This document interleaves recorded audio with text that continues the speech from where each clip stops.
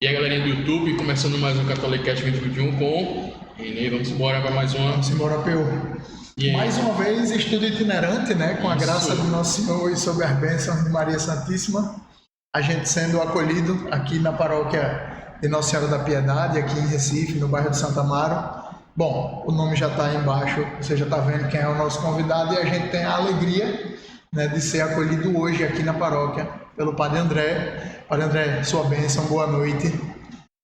Boa noite, bom dia, boa tarde, boa noite, né? Para você que assiste, pode ser bom dia, tome como bom dia também, que tá tudo atemporal.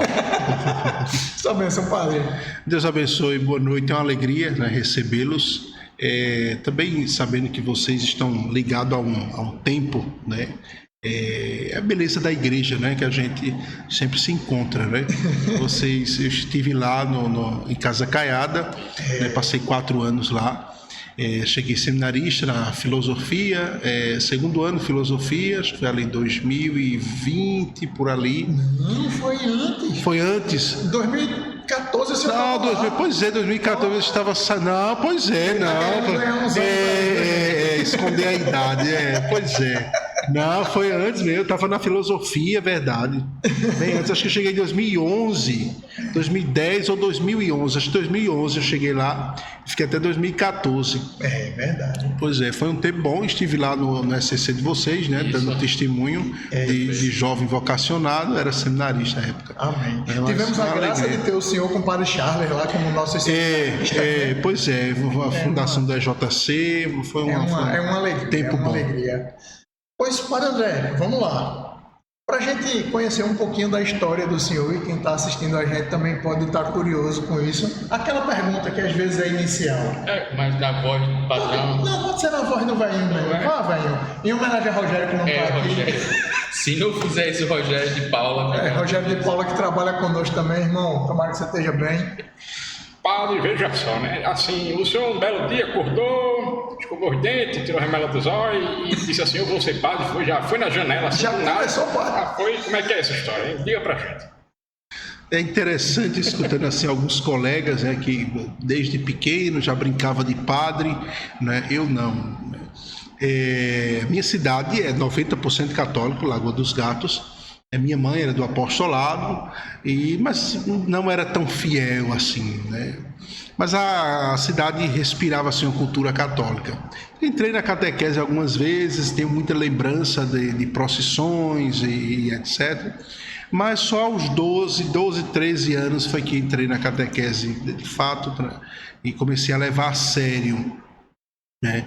Então lá tive uma acolhida muito boa do padre, na época, um padre tinha era um italiano, mas tinha um diocesano, mas tinha uma espiritualidade assim, ligada a São João Bosco, muito a Dom Bosco. Muito padres europeus ainda naquele tempo, sobretudo dos interiores. Dos interiores, né, pois é. E aí, a vida daquele padre assim foi marcante em minha vida, e também aquele padre me apresentou Dom Bosco, né? E aí, aos 14 anos ali, né, antes disso, já na escola, já começou a mudar algumas coisas ali, né? A bagunça foi diminuindo, né? E já vendo fruto. Já fui. Eu sabia que o padre visitava a escola, o padre gostava de um cascudinho, então eu já comecei ali a me comportar, né? Com medo que o padre visitasse a escola e eu levasse uma porrada na frente dos colegas. Né? Mas aí depois assisti o filme Dom Bosco e ele foi cultivando em meu coração algumas lutas, algumas resistências. Depois o padre saiu da paróquia, já havia passado 23 anos, mas ficou no coração, né, aquela interrogação que com o tempo foi cultivando. Né? Aí entre 17 e 18 anos eu tive que tomar a decisão, né, se entrava no seminário ou não. Eu já estava como vocacionado, já entre 16 anos, mais ou menos, 15, 16, já era vocacionado da Diocese Palmares, e aí entrei no seminário, né, dei esse sim. Né, e aí foram muitas situações que aconteceram, dificuldade nos estudos, né, os estudos do interior, bem precário, assim, e para vir para alguma faculdade, o negócio era era bem difícil, né? O senhor precisou, por conta própria, tirar uma diferença? Precisei aprender. Olhe, para mim passar 15 minutos em uma mesa estudando era uma coisa, um sacrifício maior do mundo. Mas eu precisei fazer isso. Eu lembro, o primeiro trabalho da faculdade que fui apresentar, eu li o livro 4 vezes. Assim. Né? Quem conta uma história parecida com isso é Padinho, né? O Wellington. O Wellington, ele falando, é bem interessante ver essa semelhança, né, dessa fala. O senhor falou daquela mudança e entrar de fato na catequese aos 12. Era uma insistência de sua mãe ou já era aquela sementinha que foi por escolha própria do senhor? Ou ela disse, não, agora você vai? Olha, não, eu lembro que eu estava bem rebelde, né, com essa idade. Aos 11 anos, eu descobri que a minha mãe era mãe adotiva. Né? E aí desencadeou em mim assim, uma rebeldia. Eu já era antes, eu não sabia nem o porquê, mas já era. Né? E aí minha madrinha conversou comigo, a madrinha de batismo, conversou. E ali ficou alguma coisa ali no meu coração. Até que um colega disse assim, olha... alguém disse assim, vai ter a turma da primeira comunhão. E eu fui, inclusive era a turma da escola. Depois houve um colega me chamou para ser coroinha. E aí quando eu fui ser coroinha, né, o padre, na primeira vez que eu fui servir, o padre, eu já fui com esse colega tomar um café com o padre e na casa de uma senhorinha que tinha, Maria Marques, uma santa, está no céu já. E aí o padre perguntou a minha história, tudinho, e ali o padre gravou meu nome. Ele encontrava na rua, tudinho, ele só falava meu nome, né? E nesse período o padre estava construindo comprou um terreno, inclusive uma coisa bonita, com herança da família dele, e ele empregou assim nesse terreno lá e tinha uma casa já, preparou, recebeu um grupo de freiras e começou a construir uma igreja muito grande, né, lá. E todos os dias o padre estava lá à tarde e era na minha rua. Então não dava nem para fugir do padre, né? Então, mas aí o padre parava o carro enchido de menino assim, pedindo R$1, pedindo uma bala, um confeito, uma coisa assim. E aí isso foi marcando, né? Então, às vezes eu assim fugia da missa. A missa lá era no sábado. Eu fui à catequese, não, estou cansado, não vou à missa. Aí o padre olhava para minha mãe, já conhecia a minha mãe e começou a conhecer, gravou ali e disse: olha, mãe de Carlos André, só começa a missa quando ele chegar. Então minha mãe ia me chamar, ou ia um colega chamar, o padre está te chamando. A presença do padre na comunidade. A presença do padre. Próximo às famílias. Sim. Coisa... Eu vivenciei isso, foi muito bonito. Que coisa boa. Padre Zezinho canta aquela história, eu vim de lá do interior. Pois né? Aquela canção é uma canção que toca, né? Quem vem da geração da gente. Que coisa boa. E aí o senhor vem para a universidade, para as formações, filosofia, teologia, e o senhor sai da sua família para vir para o seminário. Esse rompimento, a saudade da casa, os amigos, essa foi uma decisão mais difícil ou o senhor já estava fincado para ela? A configuração de família, né, da minha casa era um pouco difícil, porque meus irmãos são bem mais velhos, são filhos sanguíneos da minha mãe. O meu pai adotivo, o esposo da minha mãe, já havia falecido quando ela começou a me criar.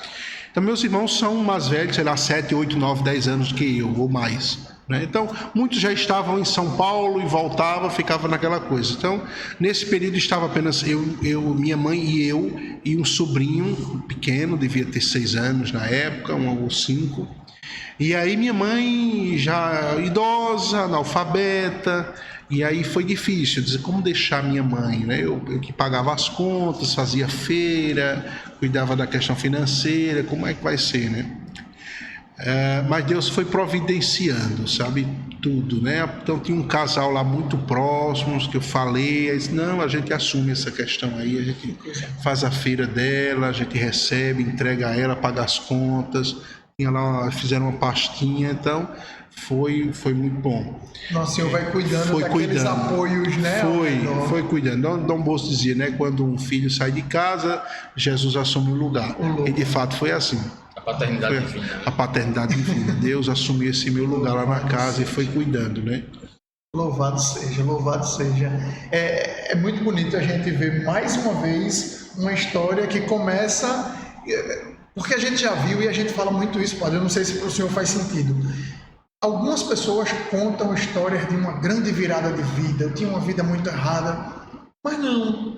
A regularidade da vida dos ordinários promove conversões, Sim, promove estabilidade. Isso é uma coisa que o nosso tempo precisa ver, né? Sim, né, padre? o cotidiano. A gente tem visto pessoas muito sedentas por grandes histórias de virada de mesa, e aquela regularidade parece que não merece o nosso olhar amoroso. Sim. E a gente cada vez mais vem se deparando com isso, com o quanto, né, a disciplina, a regularidade e aquela vida ordinária produzem bons frutos, né, para a igreja. Sim. E hoje a gente está diante do padre André, que já teve... Quantas paróquias o senhor já esteve à frente? Olha, essa é, como padre é a segunda. É a segunda, né? Segunda. Eu me ordenei, eu cheguei em Moreno, diácono, já fiquei como administrador, depois o bispo deu a posse canônica, mas já fiquei ali alguns meses em Moreno e em Jaboatão, Santo Aleixo, onde eu fui ordenado diácono, e fiquei em Moreno 7 anos e meio. E depois veio direto para cá. Vim para cá, sim. Sua primeira paróquia, uma cidade, apesar de não ser interiorana, mas não é o grande centro, é uma cidade marginal no sentido de estar ao redor da capital, e de repente o senhor vem para praticamente o centro do Recife, né? Essa mudança, como é que isso fica para o padre André? Olha, eu estou me adaptando, eu estou colocando um freio ali, né? Está sendo um pouquinho difícil, sendo sincero, mas é necessário, né? A paróquia de São Sebastião em Moreno era uma paróquia jovem, tinha 1 ano e meio, já havia passado 2 padres, na periferia de Moreno, mas uma paróquia assim, muito intensa, né? Tanto que precisou criar comunidades, e depois a matriz ficou pequena e precisou fazer um projeto de construir uma nova matriz. Tudo isso na sua estadia? Na minha estadia, né? E aí, para construir essa nova, a antiga, não era antiga, tinha uns 30 anos, mas não suportava, precisou demolir, né? E aí foi toda uma situação difícil, mas está lá, seguindo em frente, né? O padre está dando continuidade a esse trabalho, estão lá levantando a nova matriz com a capacidade do triplo de pessoas que a outra cabia. Mas justamente porque, né, com a nova paróquia, há uma força lá na cidade de Moreno. Amém. E agora no centro do Recife. Agora no centro. E aí, pode ter pessoas que digam assim, não, mas padre é a mesma coisa, padre é padre, onde quer que esteja. Onde chegar... Mas a gente imagina que é uma realidade de comunidade diferente, pessoas, talvez aqui pessoas menos fixas e mais gente que venha, né, aleatoriamente. Como é para o senhor essa realidade atual? O senhor está há pouco tempo aqui, não é isso? Sou 5, 6 meses. 5, 6 meses. Veja, lá em Moreno eram 11 comunidades. Só assim, pegando o sábado, né, geralmente pela manhã, eu visitava a catequese, ia no centro pastoral, aí já começava à tarde, uma vez ao mês tinha o CPP, mas aí tinham 3 missas, uma atrás da outra. Aí entre essas, às vezes tinha um funeral, alguma confissão, algo assim, né? E aí, depois da missa, às vezes tinha alguma coisa de pastoral, precisava passar, uma reunião, alguma coisa assim. Depois, no domingo, 7 da manhã já missa, aí eram 4 missas. Entre essas missas, uma vez ao mês o batismo, as atividades que aconteciam, ou um funeral, alguma coisa, mas também tinha um engenho. Então eu gastava, às vezes, 1 hora para chegar no engenho. Então, saía ali 1 hora, 1h30, celebrar no engenho e voltar. Quando eu voltava, já vinha direto para a matriz, chegava mais ou menos 6 horas, já ficava no confessionário e 7 horas a missa. Então tinha depois ficava ali com os jovens, mas um povo muito caloroso, né? Todo mundo muito próximo, todo mundo. Então aqui é diferente. Essa realidade de Moreno retrata um pouco do que era o padre da sua infância. Sim. Aquele padre que alcança a comunidade. Sim. E o senhor hoje numa realidade distinta, né? Sim. A gente conversava há umas semanas com o Padre Damião, que também está numa paróquia no centro da cidade, e ele falava da dificuldade de estar num local onde as pessoas estão lá muito de passagem. É. Isso é uma realidade. É uma realidade, para o sim. senhor aqui. Sim, é uma realidade. Aqui, por enquanto, temos missa durante a semana, a não ser as missas particulares, mas temos missa na quinta e na sexta. No sábado à tarde é uma missa e no domingo 4 missas, mas temos o vigário, que é o Padre Caetano. Então eu celebro 2, mas eu passo o domingo todo aqui. Então fico confissão, fico atendendo também, fico à disposição daquilo que precisa, mas passo o dia aqui. Mas aí quando dá 6h20, já estou livre, já. Em Moreno já era 9 horas, às vezes, assim, 10 horas, eu ficava ali com os jovens. Significativa, É uma mudança, né? É uma mudança muito grande. Ô, padre, a gente já vê aí na tua história, que é uma história bem de regularidade, como a gente acabou de comentar.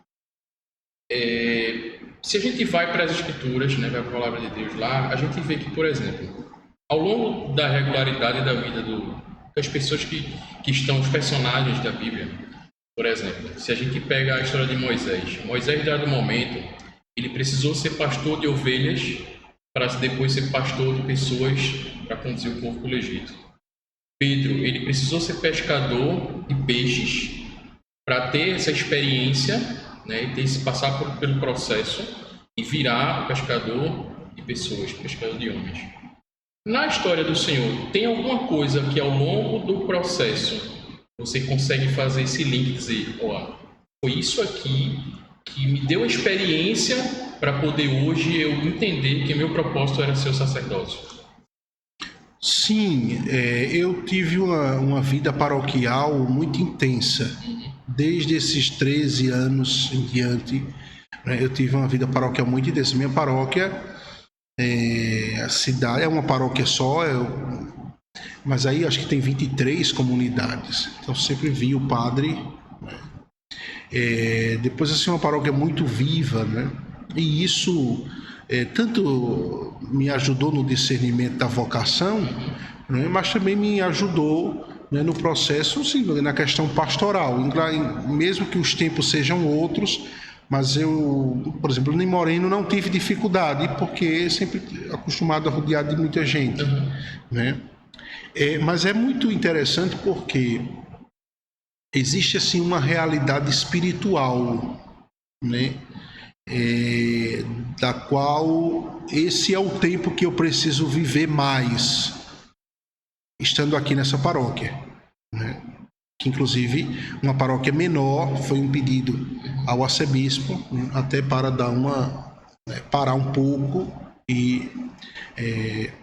mas a gente precisa também ter muito cuidado, né, para que a gente não vire profissional do sagrado. O Papa Francisco tem falado assim, sempre fala muito sobre isso, né, que a gente não cai em um ativismo pastoral. A paróquia grande, ela leva você a um pouco disso, mesmo que você não queira, né? Às vezes as orações canônicas e a meditação e etc, tinha muita dificuldade de fazer, sim, né? Uma paróquia grande. E por isso até é bom que o padre tenha essa dinâmica, uma paróquia grande, depois uma paróquia menor, e se tem essa dinâmica, para que ele não caia em um ativismo, né? Inclusive, o meu pároco, né, esse padre, o padre Luiz, ele já veio da Itália, sofreu algumas situações na Itália, inclusive de bombardeio e etc, ele tinha alguns traumas, e o padre Luiz caiu em um processo de adoecer, né? O padre Luiz teve uma depressão, né? Então o padre Luiz, de fato, foi como uma vela que se consumiu, se desgastou pelo reino de Deus, né? Mas isso lhe custou. As experiências construíam toda aquela história que ele precisava viver até chegar ali, né? Sim, mas se desgastou, se consumiu muito. É claro que os tempos eram outros, né? Foi logo a Diocese de Palmares, uma diocese nova, e ele chegou nesse grupo de padres, com Dom Dino e outros que Ele se tornou bispo depois, mas eram tempos difíceis, né? Então, inclusive ele foi padre de 2 paróquias, Lagoa dos Gatos e Belém de Maria, ainda tinha um distrito. Então imagine como era a vida desse padre, ele vivia mais tempo no carro do que em casa. Os tempos são outros, né? Então hoje dá para, assim, pela nossa realidade, fazer essa dinâmica, né? Mas claro que existe ainda a memória do Padre Luiz ainda motiva a memória, sim, sua... ficou, né? Sim, foi a memória do Padre Luiz que me marcou. Essa pergunta, ela é uma pergunta que ela pode parecer capciosa, mas ela de fato não é. Ela é uma pergunta Sim. completamente desarmada. Foi muito importante eu ouvir o senhor falando isso. A realidade pastoral, ela tem um peso e ela é importante porque é o padre na comunidade, é o padre, mas ao mesmo tempo aquela realidade espiritual e sacramental, ela é necessária de ser retomada, não é, Padre André? A gente tem visto, e o senhor foi muito, assim, me toca muito ouvir o senhor dizendo da necessidade de haver o recolhimento, a meditação, as orações. O senhor falou do tempo no confessionário, né? A beleza que é a espiritualidade e os sacramentos que só pela mão do Senhor podem chegar até aquela comunidade. Não é só a ação pastoral social, que é importante, ela tem o seu peso, mas eu me remeto ao Cura das, né? São João Maria Vianney, quando ele dizia, né, que estava ali para dar o céu para aquele povo. Então, para mim é muito bonito ouvir o senhor dizendo isso. É isso que o senhor está querendo dizer de fato? Foi a isso que o senhor se remeteu? A importância de fato de também haver esse momento do recolhimento, da espiritualidade para devolver isso na pastoral? É a isso que o senhor se remete? Sim. Certa vez, assim, um bispo chegou na catedral e perguntaram assim: senhor bispo, qual a sua primeira atividade, a sua prioridade? Qual a sua prioridade? Ele disse assim, o nome do bispo é José. A primeira prioridade de José. Seu bispo, acho que o senhor não entendeu bem, não. Qual é a sua primeira prioridade? José. Mas não, o senhor? Sim, cuidar da salvação de José. Porque a gente corre o risco de querer salvar todo mundo, de achar que vai salvar todo mundo, né? E a gente corre o risco de a gente cair num ativismo, né? O padre, ele precisa rezar, ter um momento de oração pessoal, né? O padre precisa se confessar, né? O padre precisa fazer direção espiritual, receber direção espiritual, né? O padre precisa ter um momento com os colegas padres, com os irmãos sacerdotes. O padre precisa fazer um retiro, né? Não só aquele anual que a diocese, né, oferece, que é canônico, mas ter um retiro, ter um recolhimento, né? O padre precisa estar diante do sacrário, né? Interessante, quando a gente fala de São João Maria Vianney, a primeira atividade de São João Maria Vianney foi se colocar diante do sacrário. Depois começou, aí abriu a igreja, né? Foi visitar o povo e etc. A gente vai ver isso na vida, por exemplo, Madre Teresa de Calcutá, antes de realizar seus trabalhos com os pobres, com os doentes, passava 1 hora diante do Santíssimo Sacramento. Quando o senhor falava, eu lembrava dela, de Santa Teresa. Tem inclusive uma passagem, e realmente eu não sei o grau de veracidade, mas já vi sendo citada por mais de um sacerdote, inclusive, que num dado momento as irmãs com quem ela vivia e convivia chegaram a dizer: irmão, olha, mas tá muito difícil, a gente não está conseguindo cumprir, tem muita coisa, vamos aumentar 1 hora de adoração antes das atividades. E todo mundo estranhou aquilo. Ela disse: é porque a gente está fazendo muito do jeito da gente, vamos se alimentar um pouco mais diante do sacrário, que a gente vai entender como a gente vai fazer melhor aquilo que a gente não está conseguindo fazer. Sim.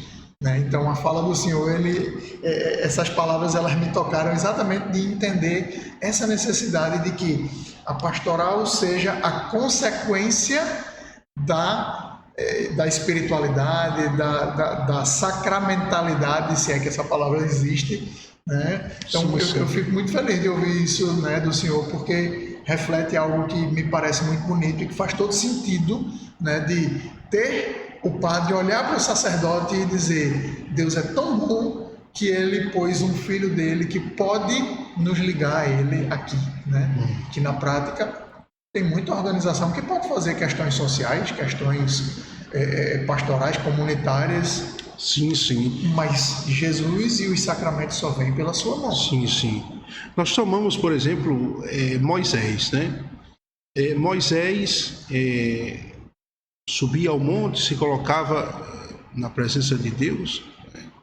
E ele voltava com o rosto resplandecendo.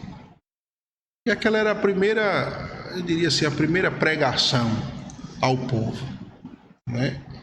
Então, com certeza, né, o padre viveu uma vida espiritual, né? Ele apresenta ao povo assim, uma serenidade maior, né? O povo sabe, não só aprende o que fazer, mas aprende para onde olhar, né? Então, por exemplo, os santos, assim, os santos foram isso, né? Os santos, quando a gente pensa nos santos, a gente pensa assim, imagine uma catedral assim muito bonita, né? Com aqueles vitrais e o sol entrando, né? E os santos são esses, né? Do qual, né, passa a luz de Deus, né, para nós, faz a luz de Deus entrar em nós, né? Então, assim também tem que ser o sacerdote. E eu estou dizendo isso com um coração assim de conversão, que é uma palavra que não entra muito. A gente acha que o padre já é um convertido, e não é.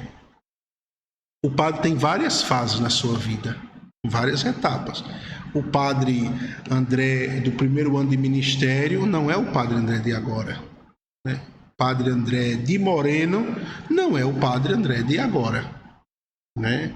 Porque a gente não pode ser o mesmo nem de ontem, né? Quanto mais de tanto tempo atrás.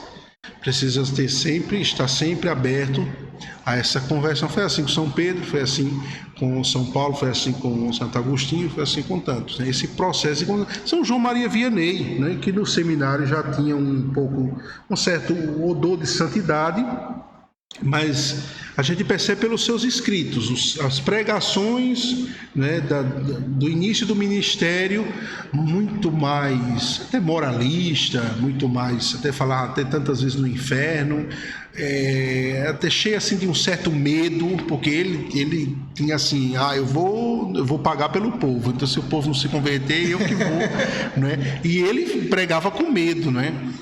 E depois de um tempo, um homem que falava mais do amor de Deus, da misericórdia de Deus, e chorava no confessionário os pecados dos seus fiéis e assumia muitas vezes a penitência pelos seus fiéis.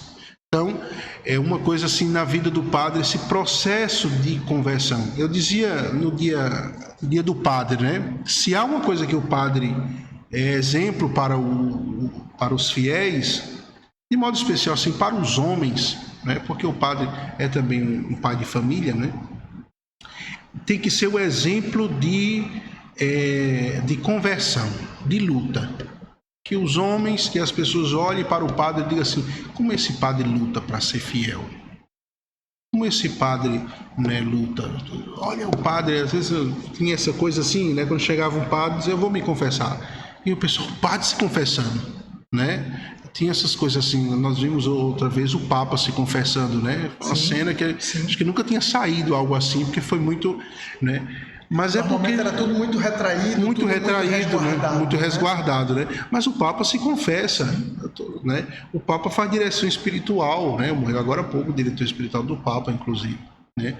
Então assim, nós somos exemplos, precisamos ser de quem está lutando para ser fiel, de quem está no caminho da conversão. E nessa questão pastoral, aquilo que eu estou dizendo agora é fruto também de um caminho de conversão. Porque muitas vezes eu fui tentado a resolver problemas, né, a estar diante em frente a situações e fazer do meu jeito, da minha vontade, e não ter rezado antes. Digo, rezado naquela situação ali específica, né?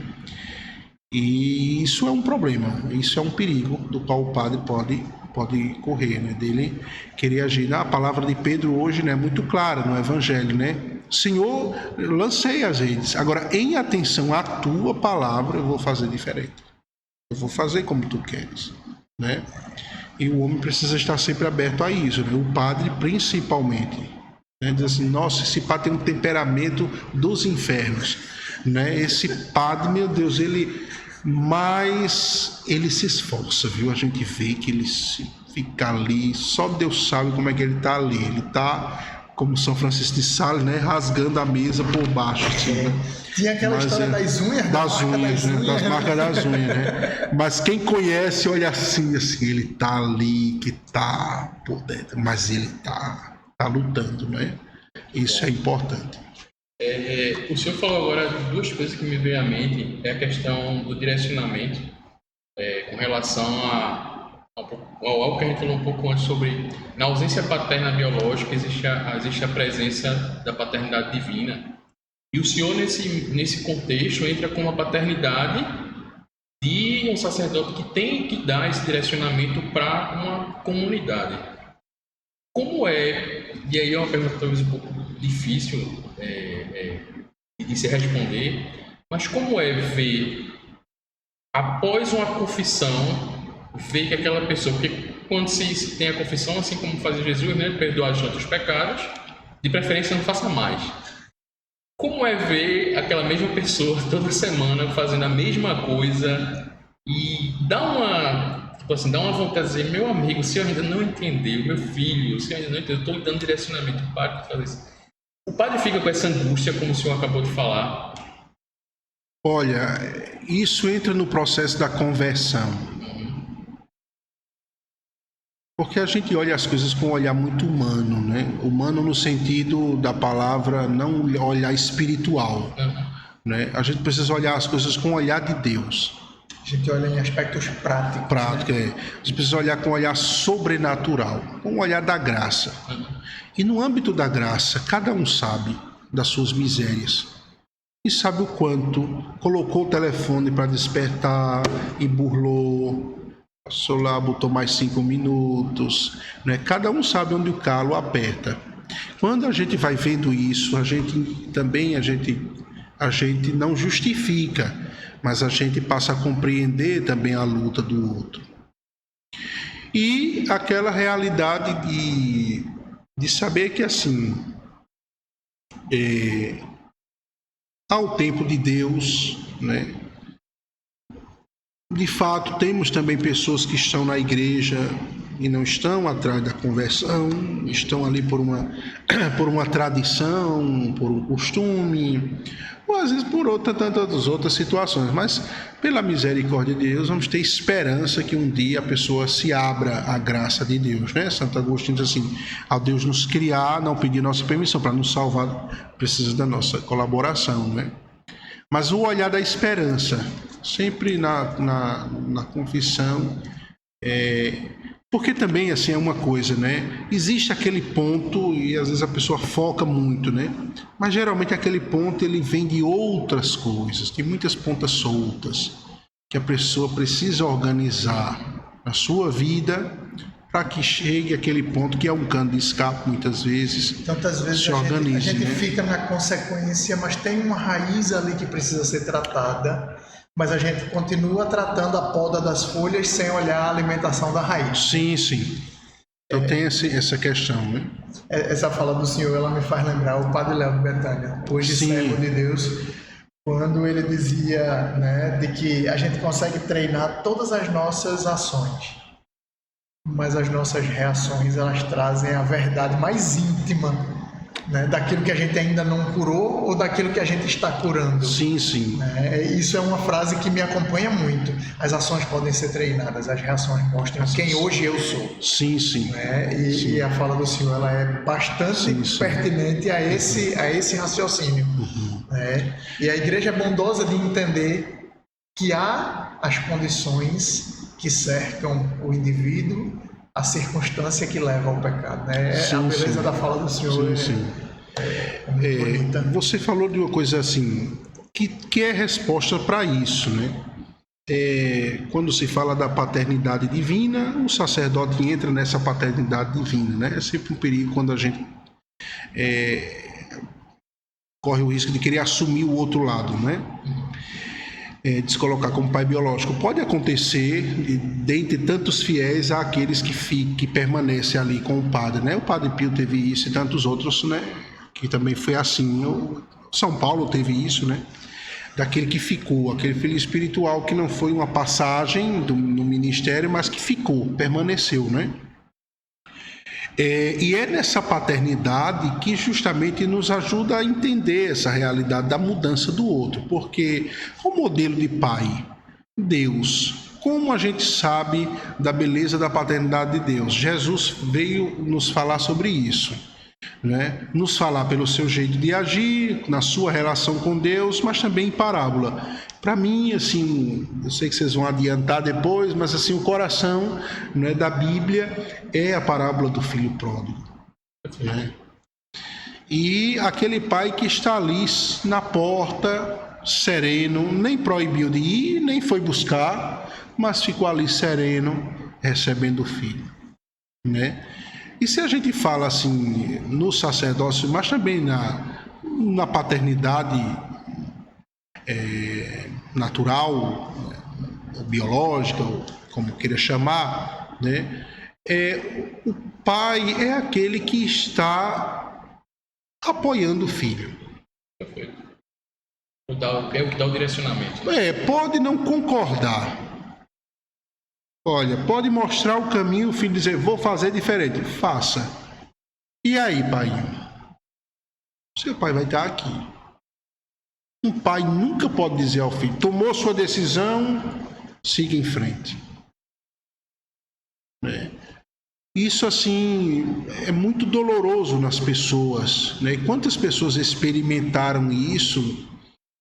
Isso mexe na vida da pessoa de uma maneira na relação até com Deus, né? É os 70 vezes 7. Pois é. É ele pregado na cruz, a primeira coisa que ele diz após os pregos, Pai, perdoai-lhes. Perdoai-lhes. Isso é uma beleza. Pois é, pois é. Então, na paternidade natural, precisa dizer, ter essa coisa, né? O pai é aquele que mas vai errar, vai estar lá.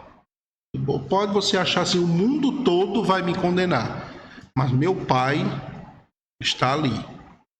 Eu não lembro agora qual é a tradução, Padre André, mas tem uma tradução bíblica que não chama essa parábola de filho pródigo.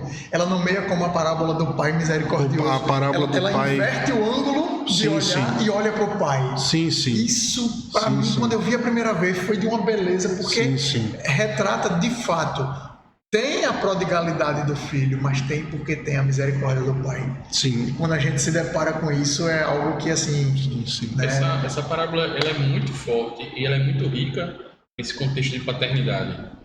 Não sei se faz sentido para vocês, mas o que a gente vê é que o filho que se submete a um ambiente, né, que é o ambiente dos porcos, ele, na verdade, não é nem os porcos, é ele que está no ambiente dos porcos, é ele que está num ambiente que não é o dele.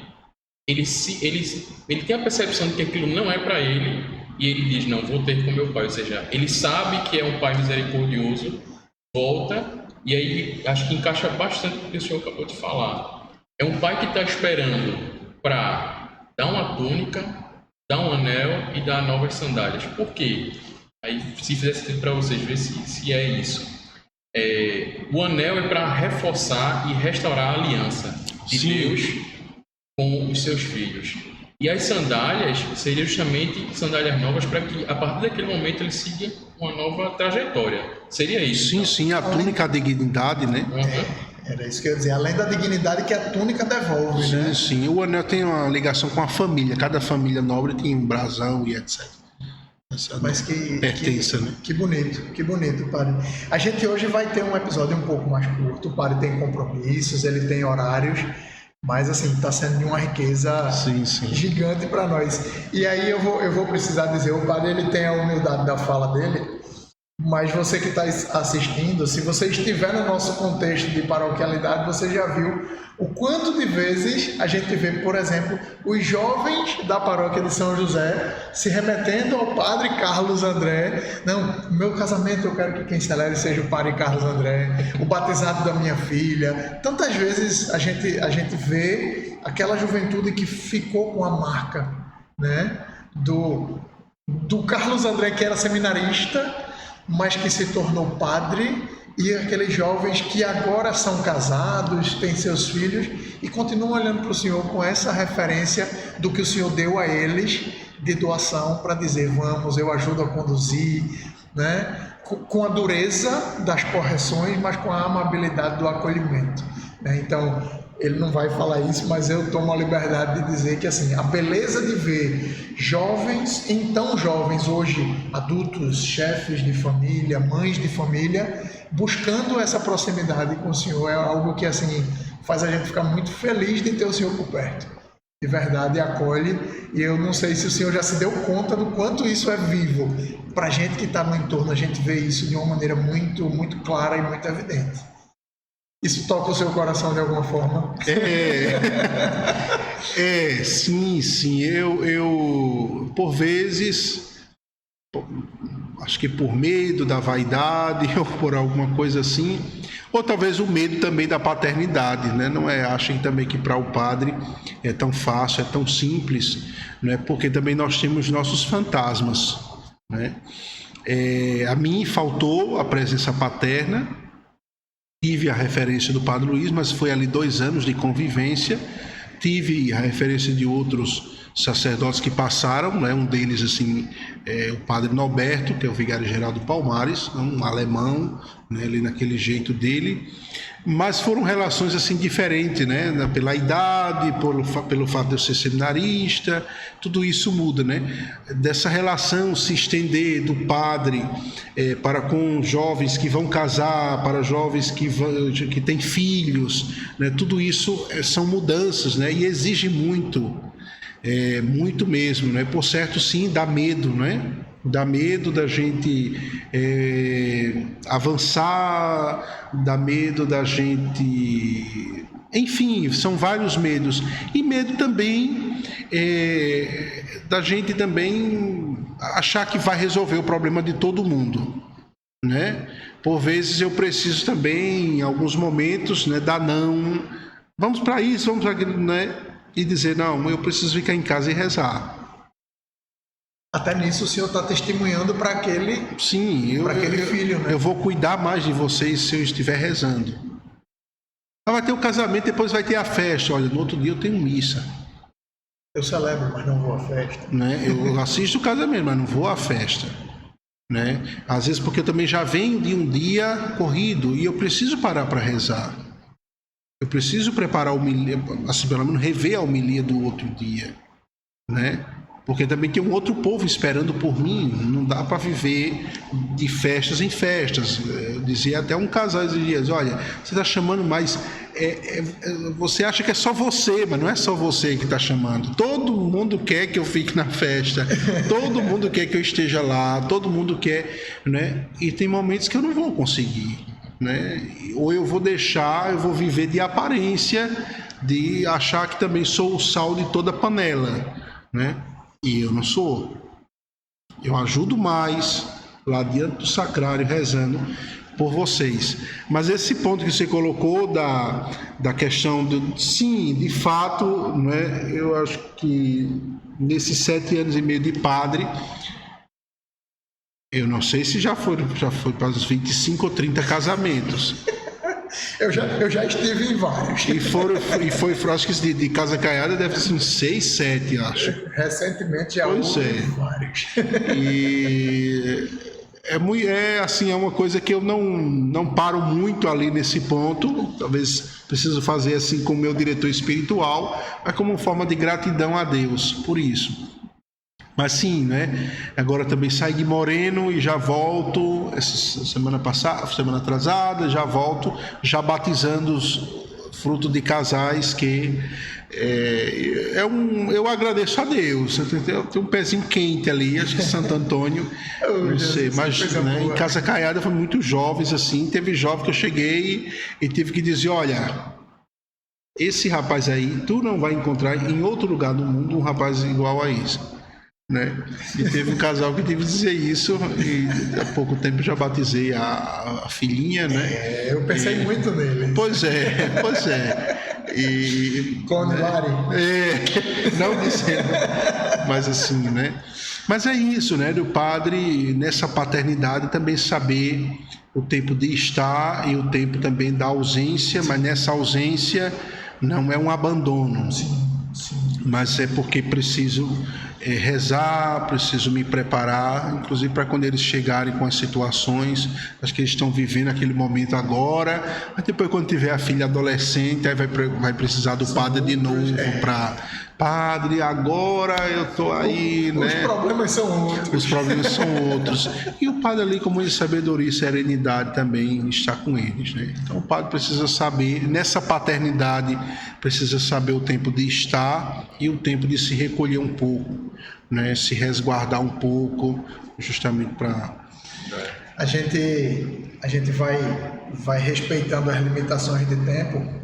E vamos nos encaminhando, vamos entrar numas perguntas finais do nosso encontro hoje com o Padre André, mas a gente precisa primeiro fazer aquele lembrete que a gente normalmente faz no começo e hoje a gente não fez. Isso, verdade. Parece que porque a gente passou 2.000 inscritos, a gente agora não quer mais. Olha, a gente precisa de você. Queremos 2.000 agora. Se você ainda não está inscrito, se inscreva no nosso canal, curta esse vídeo, encaminhe ele para quem precise ouvir as palavras que o Padre André está trazendo para a gente. Tem gente que precisa ouvir as palavras do Padre André e talvez vá receber esse vídeo pelo seu encaminhamento. E nos comentários, se você tem uma indicação de alguém que você quer que a gente convide, se você tem um pedido de oração, se tem um testemunho para dar, tem o espaço dos comentários, tem na descrição do vídeo o nosso e-mail, faça contato, porque esse canal nós estamos colocando ele a serviço, mas ele também é seu. Então, ajuda a gente a romper novas barreiras e a alcançar ainda mais pessoas com os testemunhos que a gente, pela graça de Deus e pelas mãos de Maria Santíssima, a gente consegue trazer até vocês. Vamos contar com a ajuda de vocês. Se inscreve, curte, compartilha, comenta e ajuda a gente a fazer o canal chegar para mais pessoas. Ok? Fechado? Dê pausa, faça tudo isso. Pronto, você deu pausa, já tirou a pausa e podemos seguir para as perguntas com o Padre André.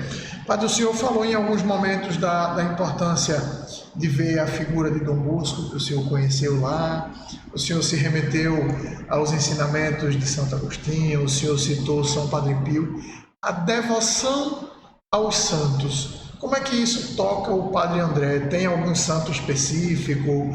Tem santos que lhe acompanham ao longo de determinado momento? Como é a relação do senhor com esses amigos de Deus que estão perto de nós?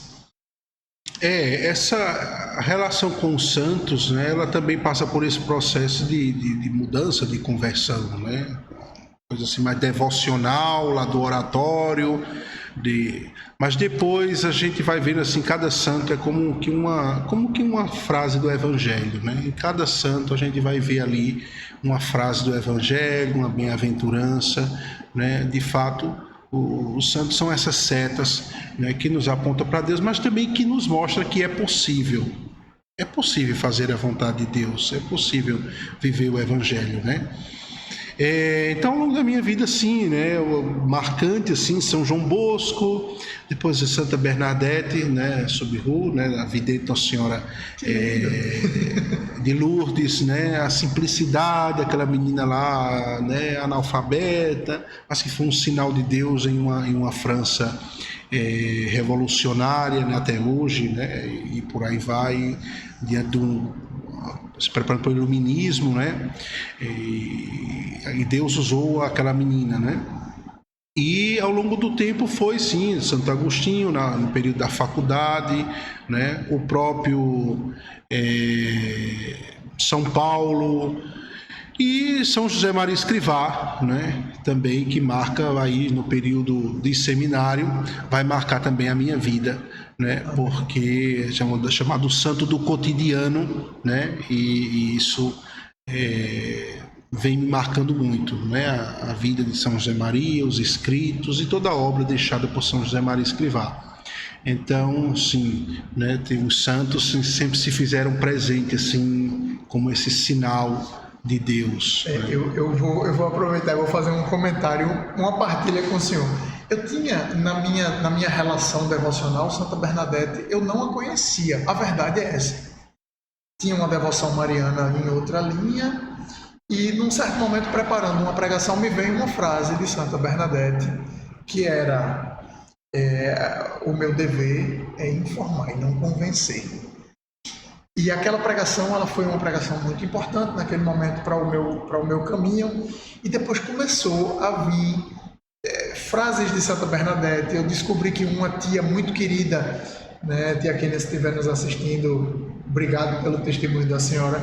E aí eu fui saber o aniversário de tia Kênia no dia de Santa Bernadette e uma série de situações periféricas que me trouxeram a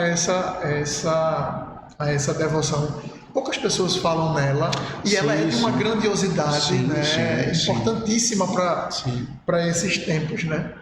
Eu fiquei realmente tocado de o senhor citá-la, porque de fato, inclusive nos tempos que a gente vive, olhar para Santa Bernadette, para aquela simplicidade, para aquela diminuição de si mesmo diante de um mundo tão autossuficiente, ela é uma santa que precisa estar diante dos nossos olhos hoje. Sim.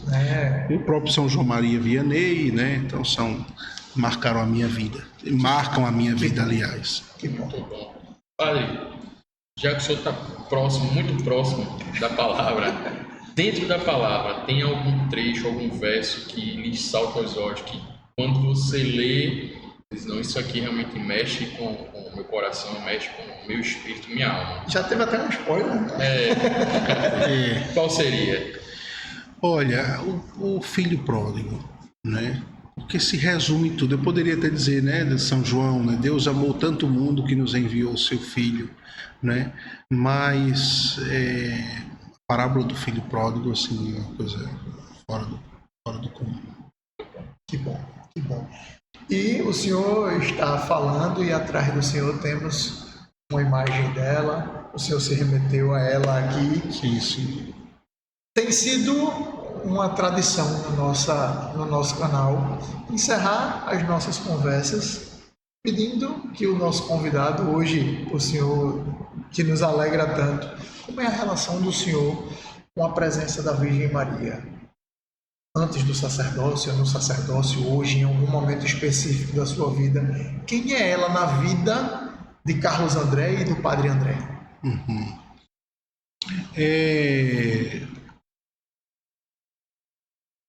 Nossa Senhora, né, na sua vida terrena, fez a vontade de Deus, né? E eu aprendi, assim, a relação com a bem-aventurada Virgem Maria, de fato, não assim uma coisa assim tanto devocional, até porque meu padre não alimentava muito certas coisas, né? Mas é como uma escola, né? A relação com Maria como que uma escola de aprendizado, né? Até porque Dom Bosco mostrava também Nossa Senhora assim, né? Foi ela que tudo fez, a mestra, né? Nossa Senhora é a mestra, né? E eu tenho assim essa relação com Nossa Senhora daquela que tudo que é seu é de Jesus, né? Tudo que é seu é de Jesus. É claro que, inclusive, você me... ação da graça, né? Porque hoje, inclusive, eu fiz direção espiritual e eu colocava para o padre, né? Mas será que eu não preciso aumentar mais a minha devoção à Nossa Senhora, né? Eu preciso mudar algumas coisas aí. Essa relação precisa mudar, né? Mas o padre dizia, não, mas esse é o papel mesmo de Nossa Senhora, né? É sempre mostrar Jesus, apontar para Jesus, né? Então a minha relação com Nossa Senhora é essa, né? Daquela que nos leva ao Filho. É muito marcante a devoção à Nossa Senhora muitas vezes também, inclusive quem fala sobre isso é Raniero Cantalamessa, né, o pregador oficial do Vaticano, né? Às vezes por causa de uma dificuldade da relação com o pai, a gente vai pela mãe, né? Vai pela mãe ali, né? Mas é claro que a gente precisa superar isso aí, né? Mas Deus quis ter uma mãe, né? Quem sou eu para não querer, né? Para não precisar do afago materno, né? Então, sim, né? A relação com Nossa Senhora, né? É uma realidade, mas é uma realidade mais nesse sentido, né? De uma mestra mesmo, aquela que educa. É sempre uma coisa assim que eu penso, Nossa Senhora, me educar como educou Jesus, né? Me educar como educou Jesus. É um belo pedido. Sim, sim. Até quando ela parece ser protagonista, se a gente for falar, por exemplo, a aparição de Nossa Senhora em Fátima, parece que o protagonismo é dela. Ela não fala dela em hora nenhuma. Não, pois é. Ela pede a conversão ao filho, ela fala dos desejos do filho. É sempre cristocêntrica. Sim. Ela nunca toma protagonismo. A fala do Senhor é belíssima, né? E salta ao meu coração, porque é isso. Ela nunca quis o protagonismo. A gente, às vezes, distorce um pouco isso. Ela é muito presente para levar até ele, né? Esse é o centro sim. De olhar para ela. E assim, a fala do Senhor, para mim, ela é irretocável nisso, né? Ela não quis para si o protagonismo, ela levou tudo até ele, ela fez a vontade dele, sobretudo. Quem é a minha mãe? Quem são meus irmãos, né? Quando ele fala aquilo, parece que ele está diminuindo ela e ele está pondo ela acima de todos nós. Sim. Ela foi a primeira que fez a vontade de Deus. Que beleza, que beleza. Padre, acho que nossa gratidão. Nossa gratidão é eterna, né? Mas foi curto, mas sensacional, de verdade. Foi muito verdadeiro. A gente agradece. Foi com muita qualidade. A gente agradece muito. De verdade. A gente vai pedir que o episódio ele precisa encerrar. O senhor vai ter a possibilidade de deixar a mensagem final para quem nos ouve. Então, antes disso, você que chegou até o final do vídeo com a gente, obrigado. Mais uma vez é uma alegria ter você conosco. Lembre-se, esse canal ele é feito por nós, mas ele também é feito por você, que nos ajuda com as inscrições, com os comentários, com as indicações, com o encaminhamento. Esse vídeo de hoje vai chegar a alguém que não nos conhecia, que não conhecia o Padre André, porque você vai encaminhar. Então, ajuda a gente a fazer esse canal ainda maior, não para que nós sejamos famosos na internet, e a gente não tem objetivo nenhum disso. O nosso objetivo é, cada um dos vídeos que nós fazemos e postamos no canal precisa ser levado a quem tem que ouvir. Então, só você pode ajudar a gente nessa missão. Contamos com você. Irmão, obrigado por mais uma. Padre André, mais uma vez, muito obrigado. E que o senhor possa fazer uso dos momentos finais e deixar a mensagem de encerramento para quem nos ouviu até agora. Eu fiquei tão com vocês que nem lembrava que a câmera Mas é isso, a gente está aqui para conversar. E nesse momento o senhor se dirige a eles de maneira mais direta. Eu gostaria de aproveitar, para agradecer, já faz um tempo que estava tentando, semana passada não conseguimos. Aproveitar para convidar também para a festa Nossa Senhora da Piedade, de 12 a 15 de setembro. Eu gostaria de deixar assim, as palavras do Evangelho de hoje, desta quinta-feira, do Evangelho de São Lucas, capítulo 5, versículo 4. Ele avança para as águas mais profundas. Nosso Senhor diz isso aos apóstolos. Isso que Nosso Senhor quer de nós, não sejamos católicos medíocres. Eu sei que você vai à missa lá todo domingo, mas Deus quer mais de você. Deus quer mais, Abra a sua Bíblia, não deixe guardada na gaveta com cheiro de mofo. Leia as Sagradas Escrituras, medite a palavra de Deus, se interesse pela vida dos santos, procure a confissão com mais frequência, visite o Santíssimo, todos os dias se puder, missa, se puder durante a semana, faça um esforço, faça um sacrifício, Dê mais a Deus, Não vamos nos contentar com uma vida, né, ali na superfície, né? Nosso Senhor quer algo, né, que é muito mais de nós, e nós seremos felizes se nós assim, né, chegarmos àquela dimensão que dizia São Pedro há pouco tempo atrás: a quem iremos, Senhor? Só Tu tens palavra de vida eterna. Então só Deus pode preencher todo o vazio do nosso coração. Só Deus pode nos dar verdadeira alegria, serenidade e paz. Que Deus os abençoe, Ele que é Pai, Filho e Espírito Santo. Amém. Amém.